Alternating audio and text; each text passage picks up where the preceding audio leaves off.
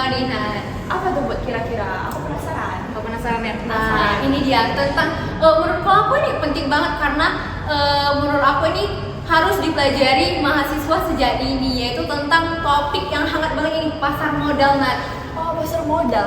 Jujur nih ya, kalau misalnya aku dengar kata-kata pasar modal tuh kayak di pikiranku tuh kayak susah gitu loh dipelajari. Kayak ada grafik-grafik, naik turun, terus ada angka-angka.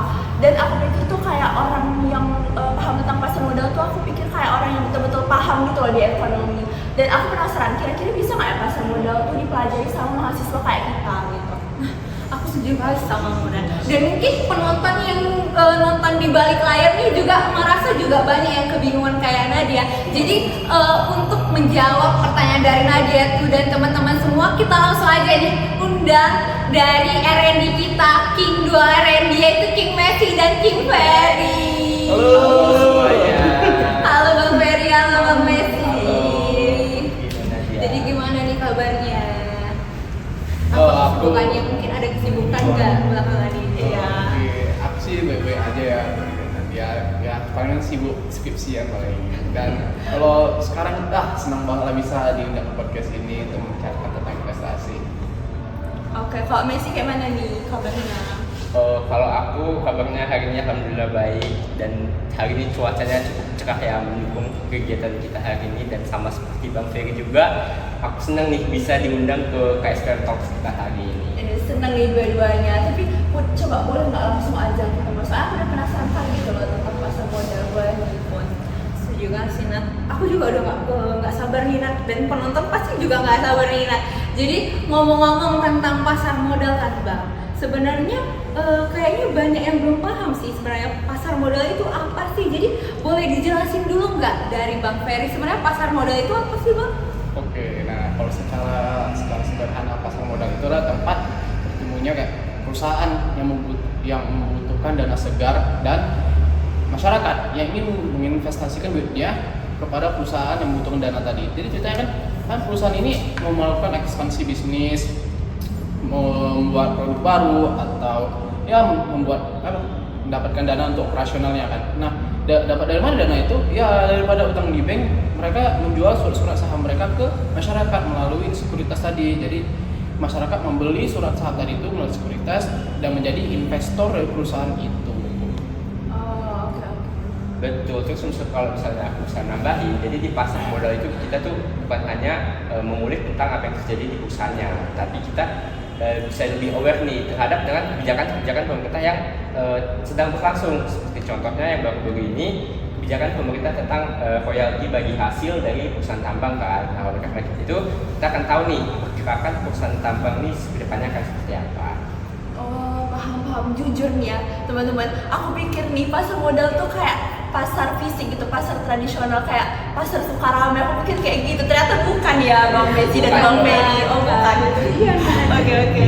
Nah, bukan ya. Jadi pasar modal itu ya kita nggak perlu lagi datang ke tempat kayak di pasar. Nah, sekarang kan sudah bisa digital, yaitu melalui sekuritas seperti Bion, Ajaib atau Stockbit. Ya, jadi teman-teman, seperti yang dibilang Bang Ferry dan Bang Messi juga tadi, sebenarnya pasar modal itu tempat untuk berinvestasi ya. Jadi selain tempat investasi juga tempat perusahaan dan pemerintah juga bisa mendapatkan atau menanamkan modal gitu ya Bang. Betul, dan yang terpenting itu teman-teman harus tahu instrumen dan juga pihak penyelenggara itu harus yang resmi dan juga diawasi oleh OJK. Oh, oke. Mungkin penonton nih banyak yang kadang mungkin suka kayak kebalik gitu kan. Perbedaan di antara ketiga ini ada menabung, terus investasi sama trading. Nah, kira-kira itu bedanya apa sih Bang Ferry dan Bang Messi? Kalau menabung itu seperti kita di kehidupan sehari-hari ya, kita punya uang, kita menabung di bank untuk keperluan sehari-hari, keperluan bulanan, atau mungkin dana darurat kita, atau mungkin yang masih dengan cara tradisional ya, mungkin bisa menabung di perangkas di rumah ataupun di celengannya. Nah, kalau investasi itu kan tujuannya dia mengembangkan duit kita kan supaya tidak tergerus inflasi. Jadi sebenarnya duit kita itu kita investasikan ke suatu instrumen, misalkan saham, reksadana, obligasi, seperti itu. Nah, kalau untuk trading sendiri itu di mana kita mekanisme itu beli dan jual saham itu secara cepat. Jadi misalnya nih Nadia nih pengen beli saham di pagi, lalu jualnya di siang, itu namanya trading.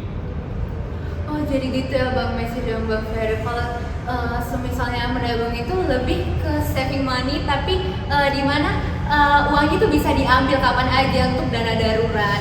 Sedangkan kalau investasi itu lebih saving money supaya pertumbuhan uangnya itu di jangka panjang gitu ya, dan kita juga punya return di situ. Tapi juga hati-hati gitu ya Bang, karena ada punya resiko. Dan sedangkan trading itu transaksi jual beli cepat yang biasanya itu sehari, 2 minggu atau sesuai dengan ketentuan sama dirinya masing-masing gitu ya Bang. Jadi menurut Bang Ferry nih gimana tuh Bang? Nah, betul nggak yang aku bilang? Betul. Jadi seperti dari nabung, investasi, nah itu berbeda ya. Mereka memiliki fungsinya masing-masing, nggak bisa disamakan. Oke, berarti kayak kita tuh sebagai mahasiswa emang nggak bisa langsung loncat ke trading gitu ya, kayak memang harus belajar dasar-dasarnya dulu gitu ya Bang? Betul, semuanya itu kan harus ada plannya gitu kan. Jadi teman-teman sebelum mulai investasi itu harus paham dulu nih instrumennya yang ada di pasar modal itu apa saja. Oke Bang, jadi kalau ngomong-ngomong instrumen pasar modal, jadi kayak instrumen pasar modal itu ternyata banyak ya Bang? Banyak banget. Nah, Banyak banget. Jadi mungkin bagi pemula kayak aku, Nadia dan teman-teman di sini juga masih bingung sih sebenarnya instrumen pasar modal itu apa aja, dan boleh nggak sih Bang jelasin sebenarnya instrumen modal itu apa aja gitu? Nah, yang pertama itu kan ada reksadana. Jadi simpelnya gini, kan kita ini punya uang kan, nah tapi kita itu nggak tahu kita tuh maunya investasi di mana. Nah, timbullah reksadana yang dimana situ dijalankan oleh yang namanya manajer investasi.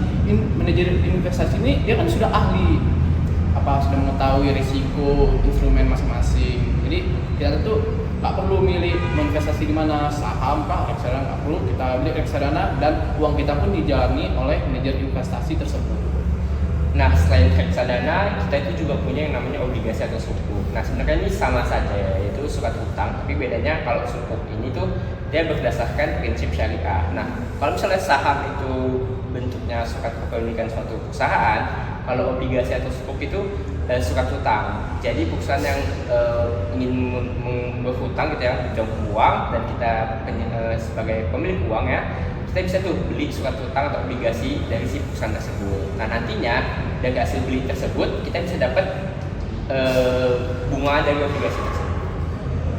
Nah, selain itu kan ada namanya ETF atau Exchange Trade Fund. Nah, ini ya, sama seperti reksadana ya, tapi ini bukan instrumennya, isinya itu saham-saham yang ada di suatu indeks. Misalkan ETF IHSG, ya udah berarti saham-saham yang ada di IHSG. Dan kalau saham-saham di IHSG itu pada naik semua, ETF IHSG maka naik langsung ya, naik tinggi gitu. Oke. Berarti nah di antara instrumen-instrumen yang udah disebutin tadi kan sama Bang Ferry sama Bang Messi, nah mungkin penonton nih banyak yang masih pemula, kira-kira mana nih instrumen yang paling mudah dipahami sama pemula nih Bang? Kalau aku bisa saranin sih reksadana pendapatan tetap, karena reksadana pendapatan tetap itu kan risikonya kecil.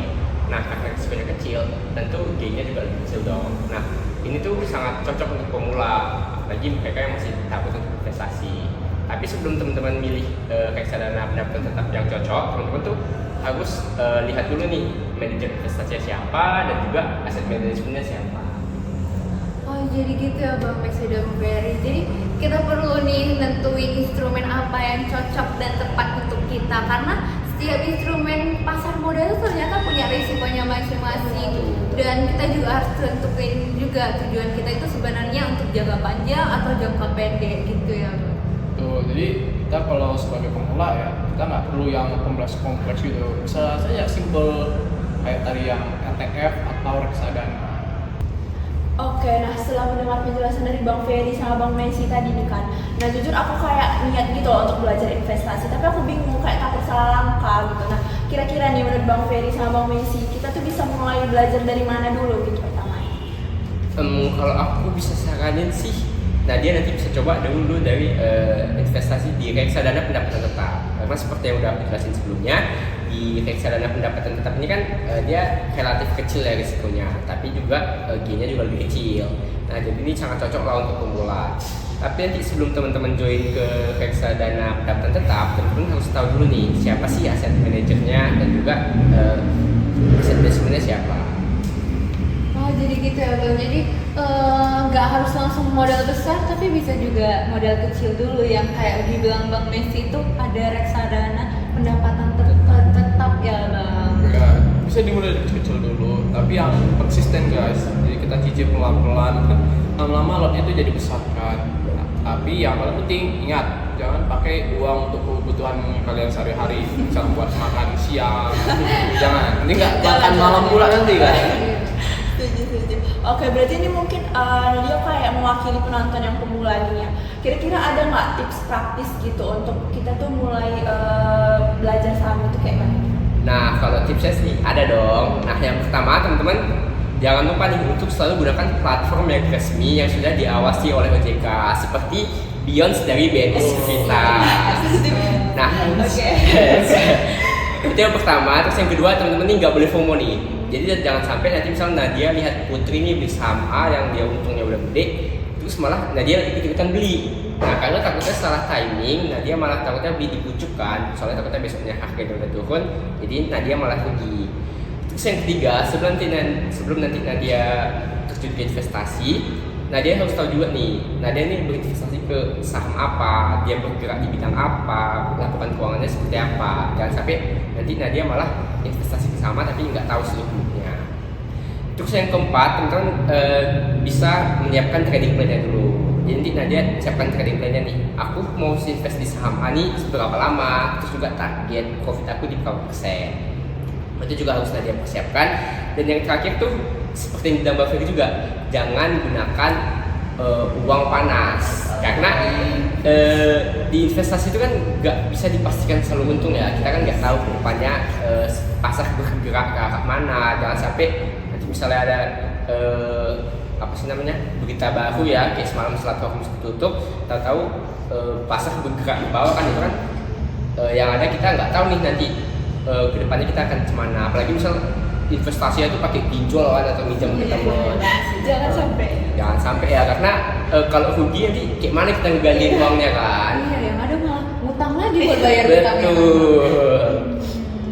Jadi teman-teman itu harus diingat ya pesan dari Bang Ferry dan Bang Messi tadi. Yang pertama, nggak harus pakai instrumen yang tepat dan terpercaya, dan yang kedua itu nggak boleh FOMO. Yang ketiga itu harus kita pahami dulu nih produk apa yang kita masuki dan kita betul-betul tahu nih tujuan kita itu apa. Dan yang terakhir kita tuh nggak boleh apa Bang, nggak boleh pakai pinjol ya buat mau masuk ke instrumen pasar modal ya. Ya betul tuh.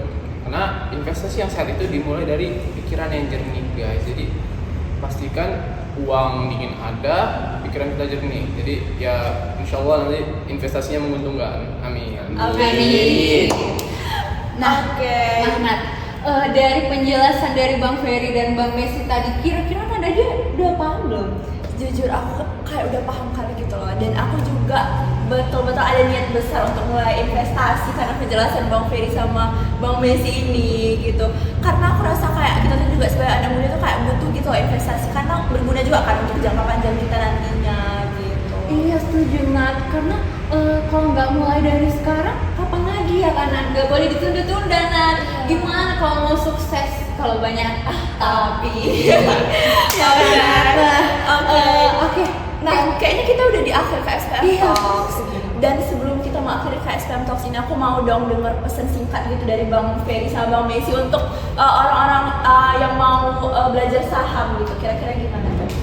Oke, aku mulai duluan ya. Nah, bagi kawan-kawan yang mau belajar investasi, ingat selalu belajar dan yang penting lah membaca ya guys.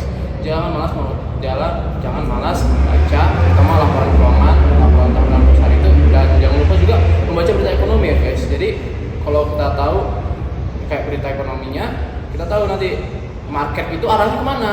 Dan jangan kayak wah sektor tambang akan diberitakan turun, nah di situ kita masuk ke saham sektor tambang, itu jangan ya. Nah kalau misalnya dari aku, teman-teman bisa lah jadi investor yang bijak. Terus kita tuh nggak perlu nunggu punya modal gede untuk investasi, karena justru investasi itu harus dimulai dari hal-hal kecil.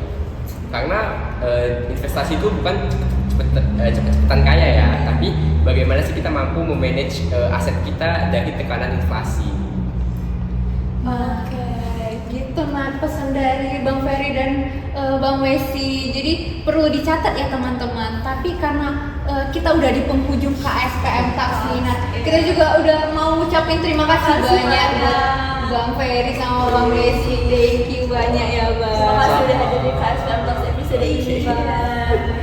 Nah, buat teman-teman yang masih punya pertanyaan dan masih banyak yang bingung gitu, mungkin teman-teman boleh drop pertanyaannya di bawah kolom komentar atau bisa juga langsung DM kami di IG KSPM USU.